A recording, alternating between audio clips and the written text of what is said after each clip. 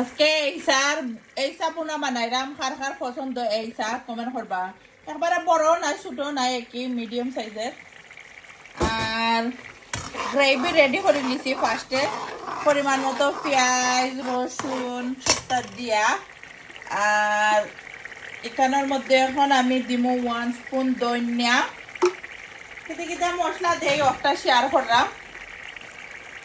আর এখানে হলুদ দিলাম 1 স্পুন। যে যতক্ষণ পরিমাণে মশলা খাই না তখন পরিমাণে দিলে হইব।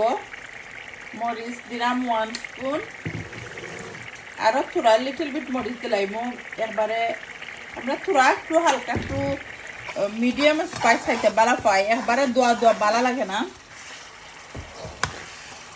তে সুন্দর করে রান্নি চুপড়ো করে বালা টিনে মিক্স করে দিমু মশলারে 2-3 মিনিট কিংবা 5 মিনিট। তার কিছু যতক্ষণ সময় টাইম আছে ততক্ষণ সময় নাই সইটা মিক্স করে দিবা। তো এই সাবুনা আসলে বেশি কঠিন কিছু নাই, স্লোলি আর কি ধীরে ধীরে যারা নতুন নতুন রান্না শিখরা তারা লাগে স্পেশালি শেয়ার করি। যারা পুরানা রান্না তারা তো চিনই নও। তো এই সেগুলো আমি ধুইয়া সুন্দর করে ক্লিন করে রাখি দিয়েছিলাম, আট করে দিলাম। তো অনেকে আছেন আমার রেসিপিগুলো দেখতে যে বালা ফাইন সুন্দর সুন্দর কমেন্ট করেন আপা রেসিপি দেখতাম চাই। তো তারা লাগে আমি রেসিপি দেখাই। দেখো তো এইসা তো সুন্দর করে নাইস করে এইসাগুলারে ফার্স্টে দেখতেও পড়রা আমি অ্যাড করে লিছি। এখানের মধ্যে টমেটো আর আপনারা পরিমাণ করে দিবা।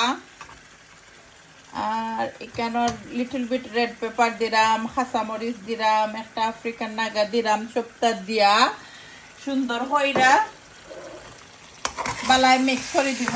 দেখো আর কমেন্ট করতে একবারে ভুলবা না খার পছন্দ কি এই সাবুনা কি। আর আমার বাসার তো সবাই পছন্দ এই সাবুনা।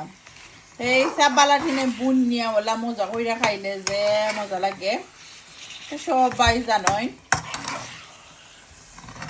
আর আপনারা কার কার পছন্দ এইসা একটু কমেন্ট করবা, কমেন্ট করতে ভুলবা না।